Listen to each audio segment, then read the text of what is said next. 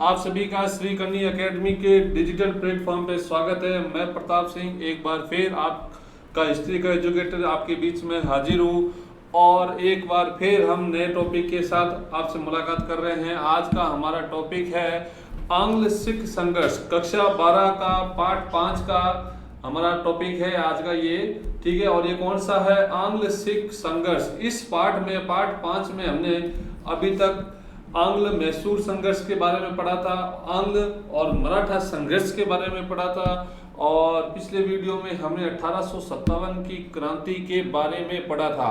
तो जो प्रमुख संघर्ष हुए 1857 की क्रांति तक भारत की बड़ी बड़ी शक्तियों से, इसी में अपन ने प्लासी के युद्ध पार्ट 5 का भी महत्वपूर्ण है, ठीक है। प्लासी के युद्ध के बारे में पढ़ा और बक्सर के युद्ध के बारे में भी पढ़ा था, ठीक है। आज हमारा जो टॉपिक है वो कौन सा है? आंग्ल सिख संघर्ष है। कौन सा है? आंग्ल सिख संघर्ष है, ठीक है। तो इसकी शुरुआत कहां से होती है? 1845 से 1846 ईस्वी में ये युद्ध लड़ा गया था। कब लड़ा गया था? ठीक है ना। पहला 2 युद्ध हुए आंग्ल सिख संघर्ष। देखिए, जो आंग्ल मराठा संघर्ष थे तो उसमें कितने युद्ध हुए थे? उसमें 3 युद्ध हुए थे। कितने युद्ध हुए थे? 3। पहला हुआ था 1775 से 1782, ठीक है ना। पहला कब हुआ था? 1775 से 1782। दूसरा हुआ था आपके 1802 से 1805 ईस्वी तक, मान लीजिए, आंग्ल मराठा। और तीसरा हुआ था 1817 से 1818, ठीक है। तो ये 3 आंग्ल मराठा युद्ध लड़े गए थे और 4 मैसूर युद्ध लड़े गए थे। कितने? 4 आंग्ल मैसूर युद्ध लड़े गए थे। 4 आंग्ल मैसूर युद्ध लड़े गए थे। अगर युद्ध की बात करें तो पहला है 1767 से 1769 तक, फिर 1780 से 1784 ईस्वी तक, और फिर है 1790 से 1792 ईस्वी तक, और फिर है 1799 ईस्वी तक। तो ये 4 आंग्ल मैसूर युद्ध लड़े गए थे। पहले में मद्रास की संधि हुई थी, दूसरे में आपके मंगलोर की संधि हुई थी, तीसरे में श्रीरंगपट्टम की, और चौथे में टिप्पू सुल्तान मारा गया था। तो ये 4 मैसूर युद्ध है और 3 आंग्ल मराठा युद्ध है, ठीक है ना। तो पहला आंग्ल मराठा 1775 से 82 सूरत की संधि से शुरू हुआ था, सालबई की संधि से समाप्त हुआ था, ठीक है। और फिर 1802 ईस्वी में बेसिन की संधि से दूसरा आंग्ल मराठा युद्ध बेसिन की संधि से शुरू हुआ था और राजपुर घाट की संधि से समाप्त हुआ था, जो होलकर के साथ में की गई थी 1806 ईस्वी में। और फिर आता है आपके तीसरा 1817 से 1818, तीसरा आंग्ल मैसूर युद्ध। और सिख युद्ध भी है। ये कितने लड़े गए थे? ये 2 लड़े गए थे। आंग्ल सिख संघर्ष कितने हुए थे? 2। पहला हुआ था 1845 से 46 तक, याद रखिएगा। पहला कब हुआ? 1845 से 46 तक, और दूसरा हुआ था 1848, ठीक है, और 49 तक, 49, ठीक है। तो 1848 से 1848 टू 1849 तक, याद रखिएगा, ठीक है। तो 2 आंग्ल संघर्ष हुए। तो 2 आंग्ल सिख संघर्ष, यानी कि सरदारों से कितने युद्ध हुए? 2, मराठों से 3, मैसूर से 4। तो 2, 3, 4 करके आप इसे याद रखिएगा।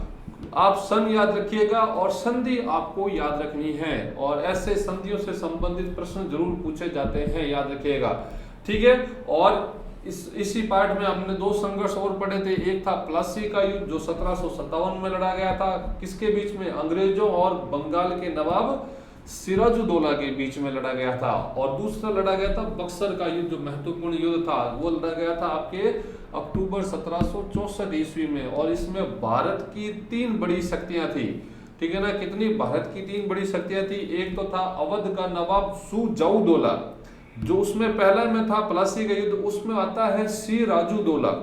क्या आता है? प्लासी, ई की मात्रा है तो आप याद रखिएगा, प्लासी ई मात्रा, और इधर भी सिराजुद्दौला, ठीक है ना। ये बंगाल का नवाब था। और बक्सर के युद्ध में आता है सुजाउद्दौला, ऊ की मात्रा आती है, और ये अवध का शासक था। एक था मीर कासिम, ये बंगाल का नवाब था, और एक था मुगल बादशाह शाह आलम। 3 शक्तियां थी भारत की, तीनों ही पराजित हो गई थी, याद रखिएगा। तो 3 भारत की शक्तियां थी, वो बक्सर के युद्ध में पराजित हुई, और मराठों को 3 युद्ध लड़ने पड़े थे अंग्रेजों से। तो ये 3-3 का रेशियो भी आप याद रखिएगा। अब हम चर्चा करते हैं आज का जो टॉपिक है आंग्ल सिख संघर्ष के बारे में।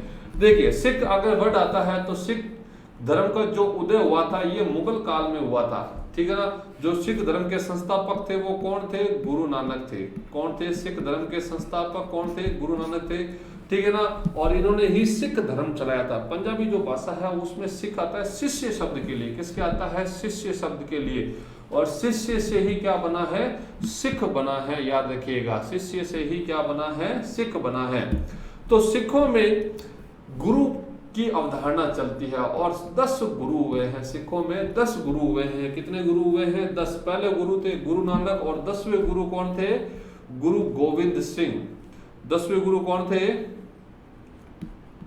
गुरु गोविंद सिंह थे, याद रखिएगा, गुरु गोविंद सिंह। ठीक है। तो गुरु नानक के बाद में कोई भी गुरु जब मृत्यु से पहले तो अपना उत्तराधिकारी मनोनीत करके जाता था, फिर वो गुरु की पदवी पे बैठता था। लेकिन गुरु गोविंद सिंह ने क्या किया कि जो सिखों का सबसे पवित्र धर्म ग्रंथ है, जिसे हम गुरु ग्रंथ साहिब कहते हैं, क्या कहते हैं? गुरु ग्रंथ साहिब कहते हैं, तो उसे ही गुरु बना दिया कि अब व्यक्तिगत गुरु को समाप्त कर दिया गया है। अब जो भी गुरु के प्रवचन है वो किस में है? गुरु ग्रंथ साहिब में है। तो याद रखिएगा, ठीक है ना। तो सिख धर्म के संस्थापक कौन थे? गुरु नानक थे। और सिख धर्म का उदय मध्यकाल में हुआ था और एक विशेषकर हिंदू धर्म के रक्षक के तौर पे हुआ था, ठीक है ना। और बाद में ये एक अलग पंथ बन गया, ठीक है, याद रखिएगा, ठीक है। और 10वें गुरु थे गुरु गोविंद सिंह, याद रखिएगा, गुरु गोविंद सिंह थे। बाद में इन्होंने गुरु ग्रंथ साहिब को ही क्या बना दिया था? गुरु बना दिया था, ठीक है। और एक आता है आपके गुरु अर्जन देव। कौन थे? गुरु अर्जन देव या अर्जुन देव। 5वें गुरु थे गुरुओं सिखों के, गुरु अर्जन देव, ठीक है ना, 5वें गुरु थे। इन्हें मुगल शासक जहांगीर ने फांसी दी थी। मुगल शासक जहांगीर ने फांसी दी थी, ये बात भी आप याद रखिएगा। और गुरु गोविंद सिंह के जो पिताजी थे तेग बहादुर, इनको औरंगजेब ने मारा था, याद रखिएगा। तेग बहादुर को किसने सजा दी थी? औरंगजेब ने मारा था। औरंगजेब ने मृत्यु दंड दिया था, याद रखिएगा। तो 2 सिख गुरु थे ऐसे जिन्हें मुगल शासकों ने मृत्यु दंड दिया था। एक थे गुरु अर्जन देव या अर्जन देव और एक थे गुरु तेग बहादुर, ठीक है ना। तो यह जिन्हें औरंगजेब ने मृत्यु दंड दिया था। अब आगे देखते हैं कि भाई आंग्ल सिख संघर्ष क्या होता है, शुरुआत कहां से होती है, तो ठीक है। तो ये थोड़ा सा बैकग्राउंड था, याद रखिएगा, ठीक है। आगे देखते हैं इसमें क्या आता है। देखिए, सिखों के 10वें गुरु कौन थे? गुरु गोविंद सिंह। इन्होंने 1699 ईस्वी में खालसा पंथ की स्थापना की थी। सिखों के 10वें गुरु ने, यानी कि गुरु गोविंद सिंह जी ने 1699 ईस्वी में खालसा पंथ, खालसा का अर्थ आता है पवित्र। खालसा का अर्थ क्या होता है? पवित्र होता है, याद रखिएगा। खालसा का अर्थ क्या होता है? पवित्र होता है। अब देखिए, इसमें भी एक कहानी देखने को मिलती है कि जब खालसा पंथ की स्थापना की गई थी, ठीक है, तो उसमें भी एक कहानी देखने को मिलती है। क्या मिलती है कि भाई गुरु गोविंद सिंह ने, कहते हैं कि अपने शिष्यों की परीक्षा लेने के लिए सिख धर्म के सभी अनुयायियों को बैसाखी के दिन बुलाया। कब बुलाया? बैसाखी के दिन बुलाया सभी अपने सिख अनुयायियों को, ठीक है। और उनसे कहा कि ऊपर वाला बलि मांगता है, त्याग मांगता है। क्या मांगता है? त्याग मांगता है, ठीक है। जो भी अपनी मर्जी से बलि देना चाहता है खुद की, ठीक है ना। माता रानी क्या कर रही है कि भाई बलि मांगना चाहती है। ऊपर वाला जो भी उसमें मानते थे उनको, तो भाई ऊपर वाला जो है, ऊपर जो भगवान है वो बलि मांग रहा है और आप में से जो अपनी मर्जी से बलि देना चाहता है वो आगे आ जाए, ठीक है। तो गुरु एक बंदा आगे आया, ठीक है। क्या आया? एक बंदा आगे आया, ठीक है। तो गुरु गोविंद सिंह उसको कमरे में लेके गए, ठीक है। और वो क्या करते हैं कि एक वहां पे 5 बकरे पहले से रखे हुए होते हैं, कई बकरे पहले से रखे हुए होते हैं, ठीक है। तो वो एक बकरे को मार के उसके खून से सनी हुई तलवार को बाहर लेके आते थे, ठीक है। भाई एक की बलि दे दी, दिखावा ये किया कि भाई मैं जो बंदे को अंदर लेके गया तो मैंने उसकी क्या कर दी? बलि दे दी है। लेकिन बलि किसकी दी जाती थी? बकरे की दी जाती थी, ठीक है। ऐसे करके वो 5 बंदे आगे आए थे जो पंच प्यारे कहलाते हैं, ठीक है। गुरु गोविंद सिंह के क्या कहलाते हैं? पंच प्यारे। 5 बंदे आगे आए थे, याद रखिएगा, ठीक है ना। और बाद में इन्होंने खालसा पंथ की स्थापना की थी, याद रखिएगा। और सिखों के लिए 5 कंकार क्या धारण करना अनिवार्य कर दिया? 5 कंकार धारण करना अनिवार्य कर दिया। सिखों को लड़ाकू बनाया था। 5 कंकार। 5 कंकार में क्या आता है? कंकार यानी कि 5 चीजें धारण करनी सिखों को अनिवार्य कर दिया गया। अगर कोई भी असली सिख है, कोई भी असली सरदार है, तो उसके लिए 5 चीजें धारण करना बेहद ही आवश्यक है। 5 चीजों में क्या आता है, एक तो आता है कंगा, ठीक है, जो वो सर में रखते हैं अपने हमेशा ना, कंगा। कड़ा जो हाथ में धारण करके रखते हैं। केश, बाल नहीं कटवाते, शरीर पे कभी भी उस तरह नहीं लगवाते हैं सिख लोग, ठीक है। तो कड़ा, कंगा, केश, कृपाण जो तलवार रखते हैं, और एक आता है कछा, कछा ना, तो वो 5 चीजें हमेशा ये धारण करके रखते हैं गुरु गोविंद सिंह। गुरु गोविंद सिंह क्या, गुरु गोविंद सिंह के जो अनुयायी हुए खालसा पंथ के, तो सिखों के लिए बना दिया था, ठीक है ना। और इसी के बाद में खालसा पंथ की स्थापना के बाद में ही सिखों जो पुरुष हैं उनके नाम के आगे सिंह और महिलाओं के नाम के आगे कौर लगना शुरू किया था, ठीक है। आगे देखिए क्या आता है कि भाई इन्होंने गुरु ग्रंथ साहिब को ही गुरु घोषित कर दिया, यानी कि व्यक्तिगत गुरु की परंपरा को इन्होंने क्या कर दिया, समाप्त कर दिया। व्यक्तिगत गुरु की परंपरा को क्या कर दिया इन्होंने, समाप्त कर दिया। अब सिखों के जो धर्म ग्रंथ है सबसे पवित्र गुरु ग्रंथ साहिब को ही गुरु मान लिया गया। अब कह दिया गया कि भाई अब गुरु ग्रंथ साहिब का ही आपको क्या करना है, अनुसरण करना है। इसमें जो बातें कही गई है, ठीक है, इनको आपका फॉलो करना है, ठीक है। आगे चल के महाराजा रणजीत सिंह, महाराजा रणजीत सिंह सिखों के एक ताकतवर नेता हुए, याद रखिएगा। महाराजा रणजीत सिंह सिखों के क्या हुए, एक ताकतवर नेता हुए, और ये सुकर चकिया मिसल के थे। मिसल क्या आता है, राज्य आता है, राज्य शब्द के लिए आता है, क्या आता है, राज्य शब्द के लिए। देखिए गुरु गोविंद सिंह के बाद में एक शासक बनता है बंदा बहादुर, क्या आता है, बंदा बहादुर। सिखों का राज्य स्थापित करने वाला यही था, बंदा बहादुर ही था, याद रखिएगा। बंदा बहादुर की मृत्यु के बाद में क्या होता है कि जो सिख राज्य होता है वो कई छोटे छोटे टुकड़ों में बट जाता है। बंदा बहादुर की मृत्यु के बाद में जो सिख राज्य होता है वो क्या होता है कि कई छोटे छोटे टुकड़ों में बट जाता है, और उन छोटे छोटे टुकड़ जो राज्य होते हैं उनको क्या बोलते हैं, मिसल बोलते हैं। और उस समय 12 मिसलें प्रसिद्ध थी, कितनी, 12, और उन 12 में से एक थी सुकर चकिया मिसल, जिससे के शासक कौन थे, जिसके नेता कौन थे, महाराजा रणजीत सिंह। और आगे चल के इन्होंने सभी मिसलों को एक कर दिया, सभी मिसलों को क्या कर दिया, एक कर दिया था, याद रखिएगा, ठीक है। आगे देखते हैं महाराजा रणजीत सिंह के बारे में। फिर होती है अमृतसर की संधि। अमृतसर की संधि 25 अप्रैल 1809 ईस्वी को, आप रणजीत सिंह जी की फोटो देख सकते हैं। महाराजा रणजीत सिंह अपने समय के काफी ताकतवर नेता थे, याद रखिएगा, महाराजा रणजीत सिंह, ठीक है ना। इन्होंने अंग्रेजों के साथ में एक संधि की थी जिसे बोलते हैं अमृतसर की संधि, क्योंकि महाराजा रणजीत सिंह बहुत ही ताकतवर थे और अंग्रेज अब उनसे क्या होने लगे थे, भयभीत तो होने लगे थे। हालांकि मन ही मन रणजीत सिंह भी भयभीत थे अंग्रेजों से, यानी कि डर इधर भी था, डर इधर भी था। तो दोनों ने अपने डर को दूर करने के लिए अमृतसर की संधि की थी। और इस संधि पर साइन किसने किए थे, अंग्रेजों की तरफ से चार्ल्स मेटकाफ ने किए थे और इधर रणजीत सिंह ने। जबकि उस समय गवर्नर जनरल या वाइसराय कौन था, लॉर्ड मिंटो, कौन थे, मिंटो थे, याद रखिएगा। लेकिन साइन किसने किए, मेटकाफ ने किए थे, ठीक है। अब आगे देखते हैं कि भाई इस संधि की शर्तें क्या थी, कि भाई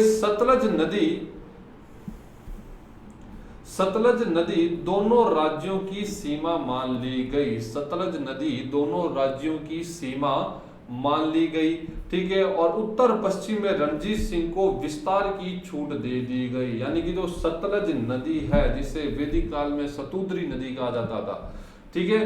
तो इनको दोनों राज्यों की सीमा मान ली गई कि भाई सतलज नदी के जो उत्तर पश्चिम का एरिया है, यानी कि एक तरफ जो इधर पड़ता है पश्चिम की तरफ, वो अब महाराजा रणजीत सिंह के पास में है। और उसका पूर्व का जो हिस्सा है, जैसे मान लीजिए कि भाई सतलज नदी आ रही है ऐसे बहते हुए, तो इधर का जो हिस्सा है वो अब अंग्रेजों के पास में रहेगा पूरा, ठीक है। और इधर जो है महाराजा रणजीत सिंह का है, ठीक है। महाराजा रणजीत सिंह इस नदी को पार करके कभी भी इधर की तरफ साम्राज्य विस्तार का नहीं सोचेंगे। और इधर महाराजा रणजीत सिंह को जहां भी जाना है रास्ता खुला, आराम से जितना साम्राज्य विस्तार करना चाहे पश्चिम की ओर वो कर सकते हैं, ठीक है। फिर नेक्स्ट शर्त क्या है कि लुधियाना में एक अंग्रेज सेना रखी गई। लुधियाना में क्या रखी गई, एक अंग्रेज सेना रखी गई थी, जिससे रणजीत सिंह इस तरफ आक्रमण ना कर सके। मैंने क्या कहा, डर इधर भी था, डर इधर भी था, और इसी डर को दूर करने के लिए क्या की गई थी, अमृतसर की संधि की गई थी। फिर आता है सतलज के पूर्व के राज्य, ये सतलज है, सतलज के पूर्व के राज्य अब अंग्रेजों के पास चले गए, यानी कि सतलज नदी के जो इधर के एरिया थे पूर्व साइड के, वो सब अंग्रेजों ने ले लिए थे और इधर के रणजीत सिंह के अधिकार में आ गए। देखिए रणजीत सिंह अपने समय के बहुत ही ताकतवर नेता थे, लेकिन ये संधि करके उन्होंने अपनी कमजोरी दर्शाई थी। हालांकि वो इतने कमजोर नहीं थे कि वो इस संधि को मानते, लेकिन कहते हैं कि वो बंदे में इतना विश्वास नहीं था कि वो ताकतवर है, लेकिन इससे रणजीत सिंह की कमजोरी क्या हो गई, उजागर हो गई, या फिर कह लीजिए कि उनका अंग्रेजों के प्रति जो डर था वो क्या हो गया, उजागर हो गया था। ठीक है, तो अमृतसर की संधि याद रखिएगा 25 अप्रैल 1809 महाराजा रणजीत सिंह और अंग्रेजों के बीच में हुई थी, और सतलज नदी को दोनों राज्यों की सीमा माना गया था। ये बात भी याद रखिएगा, सतलज नदी को दोनों राज्यों की सीमा माना गया था। सतलज के पूर्व का हिस्सा अंग्रेजों का, सतलज के पश्चिम का हिस्सा रणजीत सिंह का था, याद रखिएगा। ठीक है, आगे देखते हैं नेक्स्ट क्या होता है। ठीक है, फिर आगे चल के महाराजा रणजीत सिंह और अंग्रेजों के बीच में एक और संधि होती है त्रिपक्षीय। 1838 में क्या होती है, त्रिपक्षीय। त्रिपक्षीय में 3 होते हैं चरण आपके, देखिए एक तो होते 3 लोग होते हैं, महाराजा रणजीत सिंह होते हैं, ये होता है शाह शुजा, अफगानिस्तान का शासक होता है, अफगानिस्तान का शासक शाह शुजा। अब क्या है कि अफगानिस्तान में एक होता है व्यक्ति, दूसरा दोस्त मोहम्मद होता है। क्या होता है, दोस्त मोहम्मद। ये क्या करता है, शाह शुजा को भगा देता है वहां से कि भाई मैं हूं अफगानिस्तान का शासक। शाह शुजा को भाग के कहां आना पड़ता है, रणजीत सिंह के पास में। ठीक है, तो रणजीत सिंह, शाह शुजा और अंग्रेज, उस समय गवर्नर जनरल कौन होता है, लॉर्ड ऑकलैंड होता है। कौन होता है, लॉर्ड ऑकलैंड। तीनों क्या करते हैं, संधि करते हैं, किसके खिलाफ में, दोस्त मोहम्मद के खिलाफ में। और इस मकसद क्या होता है कि शाह शुजा को हम अफगानिस्तान का शासक बनाएंगे, शाह शुजा को अफगानिस्तान का नया शासक बनाएंगे। और इसी शाह शुजा ने रणजीत सिंह को कोहिनूर हीरा भेंट किया था, याद रखिएगा, कोहिनूर हीरा काफी प्रसिद्ध है। ये किसने दिया था, शाह शुजा ने दिया था, किसे, रणजीत सिंह को दिया था, क्या, कोहिनूर हीरा। और ये कोहिनूर हीरा कौन लेके गया था भारत से, कोहिनूर हीरा कौन लेके गया था भारत से, नादिर शाह लेके गया था। आपको पता होगा भारत से कौन लेके गया था, नादिर शाह, जिसने 1739 ईस्वी में भारत पे आक्रमण किया था। 1739 ईस्वी 1739 में किया था। और ये भारत से एक चीज लेके गया था, आपको पता होगा, तख्ते ताउस या मयूर सिंहासन बोलते हैं उसे, क्या बोलते हैं, मयूर सिंहासन, उसे क्या बोलते हैं, मयूर सिंहासन बोलते हैं, या तख्ते ताउस बोलते थे उस समय, तख्ते ताउस। इसका निर्माण जो है वो किसने करवाया था, शाहजहां ने करवाया था। तख्ते ताउस, मयूर सिंहासन, यानी कि शाहजहां जो राजगद्दी पे बैठता था उसके पीछे पूरा मोर टाइप का, मोर जब पंख फैला के बैठता है तो उस टाइप का पूरा वो बनाया हुआ था, और उसी पर कोहिनूर हीरा लगा हुआ था। ठीक है, तो नादिर शाह ने जब 1739 में आक्रमण किया तो वो हीरा और वो राज सिंहासन, जिसे मयूर सिंहासन बोलते हैं, दोनों को उठाकर वो ले गया। ठीक है, तो याद रखिएगा, शाह शुजा, सॉरी नादिर शाह लेके गया था, और वापस कौन लेके आया, शाह शुजा लेके आया, जिसने रणजीत सिंह को ये हीरा भेंट किया था। ठीक है, अब ये संधि होती है किस लिए, शाह शुजा को वापस राजा बनाने के लिए। लेकिन संधि की पालना नहीं हो पाती है, क्योंकि 1839 ईस्वी में ही महाराजा रणजीत सिंह की क्या हो जाती है, मृत्यु हो जाती है। अब महाराजा रणजीत सिंह की मृत्यु के बाद में क्या होता है, उत्तराधिकार। ठीक है ना, उत्तराधिकार, महाराजा रणजीत सिंह के बाद में खड़क सिंह राजा बने, खड़क सिंह के बाद में नौनिहाल सिंह, नौनिहाल सिंह के बाद में शेर सिंह, शेर सिंह के बाद में कौन बने, दिलीप सिंह राजा बने। ठीक है, अब इन राजाओं मतलब जल्दी जल्दी राजा परिवर्तित हुए। तो इस दौरान क्या होता है कि जो खालसा सेना होती है, शाही सेना, क्या होती है, खालसा सेना, ये क्या होती है कि बहुत ताकतवर हो जाती है। ये जो खालसा सेना होती है ये क्या हो जाती है, ताकतवर हो जाती है। अपन आगे देखते हैं इसी में। तो इसी को काबू करने के लिए ये आंग्ल संघर्ष लड़ा गया था, याद रखिएगा। ठीक है, तो प्रथम आंग्ल संघर्ष कब होता है, 1845 से 1846 ईस्वी में होता है। अब देखिए रणजीत सिंह की मृत्यु कब हो गई, 1839 ईस्वी में रणजीत सिंह की। रणजीत सिंह की मृत्यु के बाद में खड़क सिंह राजा बनते हैं, और इनकी भी 1840 ईस्वी में क्या हो जाती है, मृत्यु हो जाती है। और इसी वर्ष एक अन्य उत्तराधिकारी नौनिहाल सिंह की भी क्या हो जाती है, मृत्यु हो जाती है, और ये महाराजा रणजीत सिंह के सबसे योग्य पुत्र होते हैं, नौनिहाल सिंह। फिर शेर सिंह को 1843 ईस्वी में चांदकौर के समर्थक अजीत सिंह ने मार डाला, क्योंकि चांदकौर का वध किसने करवाया था, शेर सिंह ने करवाया था, और चांदकौर के समर्थक अजीत सिंह ने शेर सिंह को मरवा दिया था। और फिर राजा बनता है दिलीप सिंह, और दिलीप सिंह की संरक्षिका कौन होती है, रानी जिंदन या रानी जिंदो, और उनके साथी होते हैं लाल सिंह, याद रखिएगा लाल सिंह। अब मैंने जैसा बताया कि भाई जल्दी जल्दी राजा बन रहे हैं, ठीक है, क्योंकि 1839 में रणजीत सिंह की मृत्यु हुई। रणजीत सिंह जब तक थे तब तक सेना ताकतवर थी, मतलब रणजीत सिंह कंट्रोल में रखते थे। अब ये जो उत्तराधिकार की और बाकी जो दिक्कतें आ रही है, इसमें क्या होता है कि जो सेना होती है, जिसे हम खालसा सेना बोलते हैं, खालसा का अर्थ क्या होता है, पवित्र। ये क्या हो जाती है कि भाई सेना की जो गठन होता है, शाही सेना क्या हो जाती है, ताकतवर हो जाती है, यानी कि अब राजाओं के कम कहने में है, सेना अपना निर्णय ले सकती थी खुद भी। तो रानी जिंदन ने और लाल सिंह ने क्या सोचा कि भाई सेना काफी ताकतवर हो गई है, यानी कि जो सेना संभालने के लिए जो परिषद होती थी वो हमारा कहना नहीं मान रही है, क्योंकि सेना उनके कहने में, ठीक है। तो इन दोनों ने क्या सोचा कि भाई सेना हमारा कहना नहीं मान रही है, तो सेना की शक्ति को कम कर दो। अब कम कैसे करें कि अंग्रेजों से युद्ध करवा दो। क्या कर दो, क्योंकि भारत में अंग्रेज ही थे इस समय जो ताकतवर थे और खालसा सेना को पराजित कर सकते थे, और बाकी सभी राज्यों को तो अंग्रेजों ने अपने राज्य में मिला लिया था, ठीक है। तो रानी जिंदन ने और लाल सिंह ने सोचा कि भाई इस खालसा सेना की ताकत को कम करना है, तो इसको किससे भिड़ा दो, अंग्रेजों से भिड़ा दो। अब इसके दो लाभ होंगे। एक, यदि युद्ध हार गए, एक क्या होगा कि यदि युद्ध हार गए तो खालसा सेना की ताकत क्या हो जाएगी, कम हो जाएगी। युद्ध हार गए यदि हम, तो खालसा सेना की क्या हो जाएगी, ताकत कम हो जाएगी। और दूसरा, यदि हम जीत गए, क्या हुआ, दूसरा यदि हम जीत गए तो हम नए क्षेत्रों पर अधिकार करेंगे और सेना उन क्षेत्रों के प्रशासन में क्या हो जाएगी, व्यस्त हो जाएगी, ठीक है। यानी इन्होंने सोचा कि हमारा तो दोनों तरफ फायदा होगा, लेकिन बंदा सोचता क्या है, ऊपर वाला करता क्या, ये औरंगजेब का कथन है, याद रखिएगा, ठीक है। आगे क्या होता है कि अंग्रेजों के बीच में और सिखों के बीच में 4 लड़ाइयां लड़ी जाती है। लड़ाइयों का नाम है मुदकी, बदोवाल, आलीवाल, ये युद्ध हैं जो 4 जगहों पर लड़े गए, और सबराव। और इस प्रथम युद्ध में क्या होता है कि सिख पराजित होते हैं, और पराजय का कारण क्या होता है, लाल सिंह और तेजा सिंह का विश्वासघात, ठीक है ना। तो इस युद्ध में सिख पराजित हो जाते हैं, और पराजय का कारण क्या होता है, लाल सिंह और तेजा सिंह का विश्वासघात। एक बार मैं फिर बता दूं आपको कि भाई प्रथम आंग्ल मराठा युद्ध का कारण क्या होता है कि महाराजा रणजीत सिंह की मृत्यु के बाद में जो उत्तराधिकार को लेकर संघर्ष होता है, और जल्दी जल्दी जो नए नए राजा बनते हैं, तो इसका फायदा उठा के खालसा सेना अपने आप में, यानी कि जो शाही सेना होती है वो अपने आप में क्या हो जाती है, ताकतवर हो जाती है।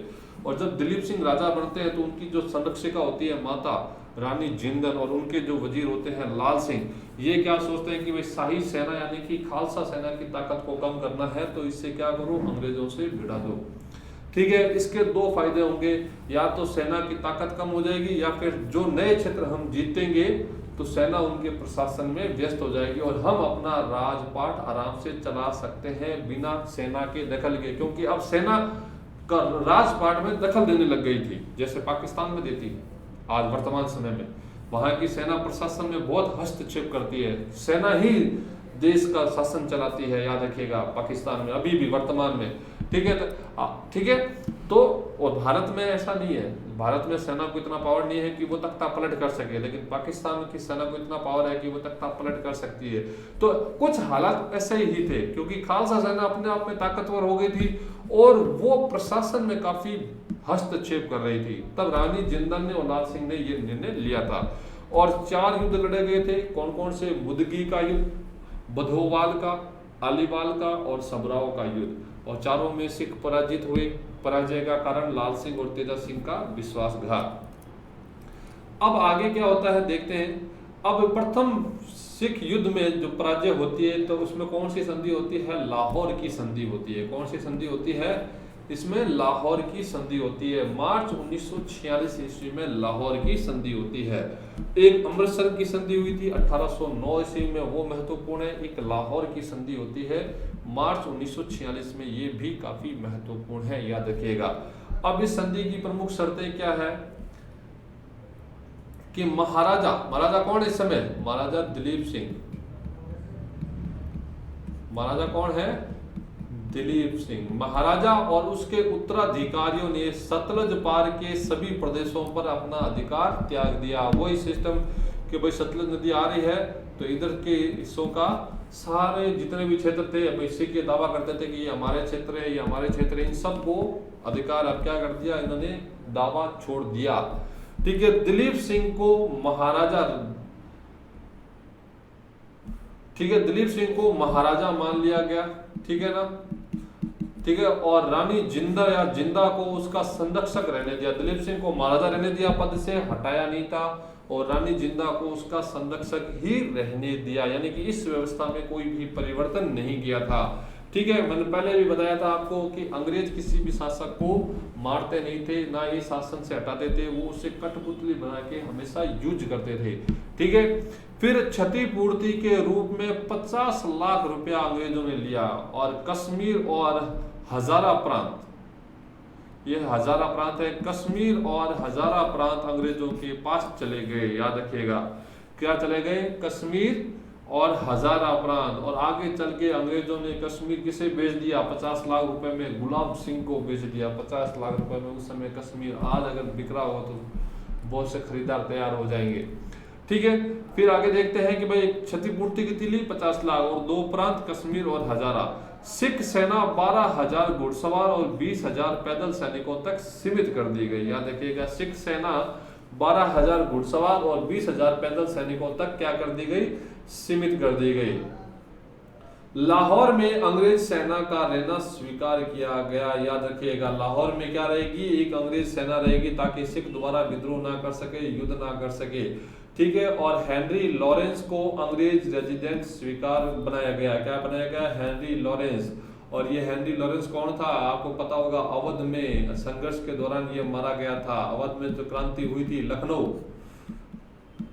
1857 की क्रांति हुई थी, इसके बाद में, तो वहां पे हेनरी लॉरेंस विद्रोहियों से संघर्ष करते हुए मारा गया था। लखनऊ में किसने किया था विद्रोह? बेगम हजरत महल। और बेगम हजरत महल कौन थी? वाजिद अली साहब की पत्नी थी। और वाजिद अली साहब जिन्हें कुशासन के आधार पे हटाया गया था, अवध के शासक थे, याद रखिएगा। ठीक है, तो लाहौर की संधि मार्च 1946 में हुई थी। शर्तें क्या थी कि भाई अंग्रेजों महाराजा ने और उनके उत्तराधिकारियों ने सतलज के पार के सभी क्षेत्रों पर से अपना दावा छोड़ दिया। दिलीप सिंह को राजा रहने दिया गया, रानी जिंदन को संरक्षिका रहने दिया गया, सिखों पर 50 लाख रुपए युद्ध हर्जाना, कश्मीर और हजारा प्रांत ले लिए गए। ठीक है, लाहौर में एक अंग्रेज सेना रखना स्वीकार किया गया था, याद रखिएगा। और सिख सेना 12,000 घुड़सवार और 20,000 पैदल सेना तक क्या कर दी गई? सीमित कर दी गई। क्या कर दी गई? सीमित कर दी गई। आगे देखते हैं क्या होता है। फिर देखिए अंग्रेजों ने क्या किया? कश्मीर जो था वो गुलाब सिंह को बेच दिया। कश्मीर क्या किया? गुलाब सिंह को बेच दिया। और यह बात सिखों को पसंद नहीं आई कि भाई कश्मीर कैसे बेच दिया? कश्मीर तो हिंदुस्तान का ताज है। ठीक है, हालांकि धरती का स्वर्ग माना जाता है कश्मीर को। क्या माना जाता है? धरती का स्वर्ग माना जाता है। ठीक है, और ये कश्मीर अंग्रेजों ने ले लिया था। पहले रंजीत सिंह ने जीता था, और रंजीत सिंह की मृत्यु के बाद जो आंग्ल संघर्ष होता है उसमें कौन ले लेते हैं? अंग्रेज ले लेते हैं। और फिर अंग्रेज किसे कर देते हैं? गुलाब सिंह को बेच देते हैं। और गुलाब सिंह के वंशज ही शासन कर रहे होते हैं कश्मीर में भारत की आज़ादी तक, याद रखिएगा। ठीक है ना, भारत की आज़ादी तक गुलाब सिंह के वंशज ही शासन कर रहे होते हैं। और कश्मीर को धरती का, हिंदुस्तान का ताज कहा जाता है, धरती का स्वर्ग कहा जाता है। और एक विद्वान हुए हैं हमारे फिरदौसी। कौन हुए हैं? विद्वान फिरदौसी हुए हैं। आपको पता होगा ये हुए थे महमूद गजनवी के दरबारी थे। महमूद गजनवी जिन्होंने सोमनाथ पर आक्रमण किया था, सोमनाथ मंदिर को लूटा था महमूद गजनवी ने 1025 ईस्वी में, तो उनके दरबारी थे फिरदौसी। और उन्होंने कश्मीर के बारे में 2 पंक्तियां कही थी कि गिर फिरदौस बर उल जमी अस्त, गिर फिरदौस बर उल जमी अस्त, हमी अस्त हमी अस्त हमी अस्त। कि अगर दुनिया में कहीं स्वर्ग है तो यही है, यही है, यही है। ये किसके बारे में कहा था? उन्होंने कश्मीर के बारे में कहा था। ठीक है, आगे आता है नेक्स्ट तो ये बात सिखों को पसंद नहीं आई और उन्होंने लाल सिंह के नेतृत्व में क्या कर दिया, विद्रोह कर दिया। देखिए जो आंग्ल मराठा युद्ध, सॉरी आंग्ल सिख संघर्ष हुआ था पहला, तो लाल सिंह के विश्वासघात से ही अंग्रेज जीते थे। अब लाल सिंह ने ही अंग्रेजों के खिलाफ क्या कर दिया, विद्रोह कर दिया। किस बात को लेकर, कश्मीर कैसे बेच दिया। कश्मीर का मुद्दा तो अभी भी चल रहा है और कश्मीर का मुद्दा इस समय भी चल रहा है, ठीक है। तो हमारे टॉपिक में भी चल रहा है और वर्तमान समय में भी कश्मीर का मुद्दा चल रहा है, ठीक है। तो लाल सिंह के नेतृत्व में सिखों ने क्या कर दिया, विद्रोह कर दिया। विद्रोह को दबाकर दिलीप सिंह के साथ एक नई संधि की गई। भाई लाहौर की संधि तो पहले की गई कि भाई युद्ध के बाद में, अब नया विद्रोह होता है और इस विद्रोह को दबाकर एक नई संधि की जाती है और उस संधि का नाम क्या है, भैरोवाल की संधि। क्या होता है, भैरोवाल की संधि। ये दिसंबर 1946 ईस्वी में की जाती है। अब क्या आता है कि रानी जिंदन की संरक्षिता को समाप्त कर उन्हें 1.5 लाख रुपए वार्षिक पेंशन दे दी गई कि आप अब संरक्षक नहीं है, संरक्षिका नहीं है दिलीप सिंह की, आप 1.5 लाख रुपए वार्षिक पेंशन लो और अपने घर जाओ, आराम से रेस्ट करो, आपको टेंशन लेने की जरूरत नहीं है। किसने कहा, अंग्रेजों को। किसको, रानी जिंदन को कहा, ठीक है। फिर अंग्रेज रेजिडेंट हेनरी लॉरेंस की अध्यक्षता में अंग्रेज समर्थक 8 सिख सरदारों की संरक्षण परिषद का गठन किया गया। याद रखिएगा, यानी कि 8 सिख लोगों की एक परिषद बनाई गई, वही अब शासन क्या करेगी, चलाएगी, ठीक है ना। और इनका हेड कौन था, हेनरी लॉरेंस हेड था। काउंसिल बनाएगी 8 जनों की, कितनी, 8 सिख लोगों की जो अंग्रेजों के समर्थक थे और इनका हेड हेनरी लॉरेंस था। याद रखिएगा, क्योंकि रानी जिंदन को हटा दिया गया, तो अब सिखों का शासन कौन चलाएगा, तो ये परिषद चलाएगी। लाहौर में एक स्थायी अंग्रेजी फौज का रहना स्वीकार किया गया। क्या किया गया, एक स्थायी अंग्रेजी सेना का रहना स्वीकार किया गया, जिसका 22 लाख रुपया खर्च, जिसका खर्च 22 लाख रुपए प्रति वर्ष दिलीप सिंह को देने थे कि भाई लाहौर में एक अंग्रेज सेना रहेगी स्थायी तौर पर, जिसका 22 लाख रुपए खर्चा है सालाना, वो महाराजा दिलीप सिंह को देना है, यानी कि सिखों को देना है, ठीक है। अब इसके बाद में सरदार यानी कि सिख लोग क्या हुए, फिर बढ़ गए, क्योंकि एक तो अंग्रेजों ने रानी जिंदन के साथ में अच्छा बर्ताव नहीं किया था, ठीक है। उनकी पेंशन को बाद में आगे चल के कम कर दिया गया। क्या कर दिया गया, उनकी पेंशन को आगे चल के कम कर दिया गया था, 48,000 कर दिया गया था। फिर होता है दूसरा आंग्ल सिख युद्ध। क्या होता है, दूसरा आंग्ल सिख होता है, ये होता है 1848 से 49 तक, यानी कि 1484 से 49 तक, ठीक है। अब देखिए कि प्रथम युद्ध में पराजय के बाद में सिख सेना यानी कि खालसा शक्ति पुनः प्रतिष्ठित करना चाहती थी, यानी कि जो सिखों की सेना थी खालसा सेना, वो अपनी शक्ति को पुनः प्रतिष्ठित करना चाहती थी। और वो सिख जो थे, क्योंकि अब गवर्नर जनरल चेंज हो गया था, ठीक है ना, तो डलहौजी की साम्राज्यवादी नीति के विरोधी थे। पहले में लॉर्ड हॉर्डिंग था और अब कौन होता है, लॉर्ड डलहौजी होता है, ये आपके संघर्ष के दौरान, युद्ध के दौरान, ठीक है। तो लॉर्ड डलहौजी की साम्राज्यवादी नीति के खिलाफ थे। डलहौजी की साम्राज्यवादी नीति का एक महत्वपूर्ण क्या है उदाहरण, गोद निषेध नीति। क्या है, गोद निषेध नीति। तो ये डलहौजी की साम्राज्यवादी नीति के खिलाफ थे और इन्होंने रानी जिंदन के साथ अंग्रेजों ने अच्छा बर्ताव नहीं किया है, क्योंकि पहले दिन को 1.5 लाख की पेंशन दी गई थी और जिसे घटाकर बाद में इन्होंने 48,000 कर दिया था और उन्हें पंजाब से दूर भेज दिया गया था। अंग्रेज लगातार सिखों के आंतरिक मामलों में हस्तक्षेप कर रहे थे। क्या कर रहे थे, अंग्रेज लगातार सिखों के आंतरिक मामलों में हस्तक्षेप कर रहे थे। ये बात भी सिखों को पसंद नहीं आई और ये जो प्रमुख कारण है ये किसके बने, द्वितीय आंग्ल सिख युद्ध के बने थे। फिर क्या होता है कि मुल्तान के गवर्नर मूलराज को अंग्रेजों द्वारा अपदस्थ करने के कारण सिखों ने विद्रोह कर दिया, यानी कि युद्ध का तत्कालीन कारण क्या था, मुल्तान के गवर्नर मूलराज को इन्होंने पद से हटा दिया। तो इस बात पे सिख भड़क गए और उन्होंने क्या कर दिया, विद्रोह कर दिया। तो यहाँ पे भी 3 प्रमुख युद्ध लड़े गए थे सिखों में और अंग्रेजों के बीच में, एक रामनगर का युद्ध, एक चिलियानवाला का युद्ध, एक गुजरात का युद्ध। जो गुजरात का युद्ध है इसे तोपों का युद्ध भी कहा जाता है। किसका, तोपों का युद्ध भी कहा जाता है।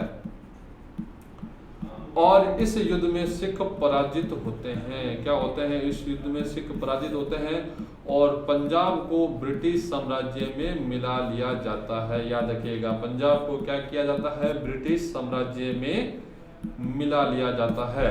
और बाद में पंजाब हमेशा के लिए किसमें रहता है? ब्रिटिश साम्राज्य में ही रहता है। 1857 की क्रांति में भी पंजाब में क्या रहती है? शांति बनी रहती है। तो आज का टॉपिक क्या था? आंग्ल सिख संघर्ष। 2 युद्ध होते हैं।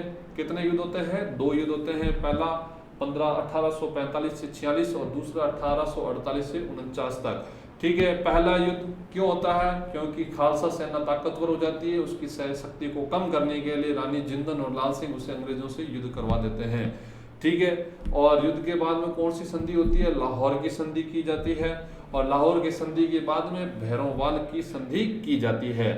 ठीक है। फिर होता है दूसरा आंग्ल सिख युद्ध 1848 से 49। इसका कारण क्या होता है? एक तो रानी जिंदन के साथ में दुर्व्यवहार करना, ठीक है, और लॉर्ड डलहौजी की साम्राज्यवादी नीति कह सकते हो, और सिखों के आंतरिक मामलों में हस्तक्षेप करना। और एक तत्कालीन कारण क्या है? मूल राज को, मुल्तान का जो गवर्नर था उसे पद से हटाना। और इसमें कितने युद्ध लड़े गए थे? रामनगर का युद्ध, चिलियानवाला का युद्ध, गुजरात का युद्ध, ये 3 प्रमुख युद्ध लड़े गए थे। और वहां पे 4 युद्ध लड़े गए थे। प्रथम आंग्ल मराठा युद्ध में मुदगी का युद्ध, बदोवाल का, अलीवाल का और सबराव का युद्ध लड़ा गया था। याद रखिएगा। ठीक है। तो आंग्ल सिख कितने युद्ध हो गए? 2 हो गए। मैं आपको फिर बता रहा हूं। और आंग्ल मैसूर युद्ध कितने हुए? 4। आंग्ल मराठा युद्ध कितने हुए थे? 3 हुए थे। ठीक है ना। तो ये जो चैप्टर है हमारा 5 पार्ट, ये किससे भरा हुआ है? युद्धों से, संघर्षों से भरा हुआ है, खासकर अंग्रेजों की साम्राज्यवादी नीति से। ठीक है ना। तो ये पार्ट की शुरुआत हम देखते हैं कि भाई यूरोपियों का आगमन होता है। क्या होता है भैया? इस पार्ट 5 का लास्ट टॉपिक है हमारा। ठीक है ना। तो एक बार वापस मैं आपको बता देता हूं कि भाई पार्ट 5 में मोटे तौर पर क्या क्या है। भाई पार्ट 5 की शुरुआत कहां से होती है? यूरोपियों के आगमन से होती है कि यूरोपीय लोग कैसे भारत में आए। सबसे पहले पुर्तगाली आए, ठीक है ना, बाद में डच लोग आए, फिर अंग्रेज आए। उन्होंने कैसे भारत में राज्य स्थापित किया। ठीक है। पहले वो व्यापारी के तौर पर आए और फिर वो भारत के क्या बन गए? शासक बन गए। फिर आता प्लासी का युद्ध, आपने देखा था। प्लासी के युद्ध के बाद में बक्सर का युद्ध, फिर आंग्ल मराठा संघर्ष, आंग्ल मैसूर संघर्ष। ठीक है। एक सहायक संधि और गोद निषेध नीति का टॉपिक आता है। ठीक है ना। और एक आता है 18वीं शताब्दी में भारत की राजनीतिक स्थिति का वर्णन, जिसमें अपन ने उस समय के तत्कालीन भारतीय शासकों और राज्यों के बारे में देखा था कि भाई किसकी क्या सिचुएशन है। और फिर हमारे ये 1857 की क्रांति देखी थी कि भाई किस प्रकार भारत के लोगों ने अंग्रेजी चंगुल से मुक्त होने का प्रयास किया था, लेकिन वो सफल नहीं हो पाते हैं। और फिर ये आज का टॉपिक है हमारा द्वितीय आंग्ल सिख युद्ध। ठीक है। तो ये इसमें इतना ही था और ये पार्ट 5 हमारा क्या होता है? कंप्लीट होता है। ठीक है। फिर अपन मिलेंगे एक नई वीडियो में, एक नए टॉपिक के साथ में, नए पार्ट के साथ। तब तक के लिए बहुत बहुत धन्यवाद।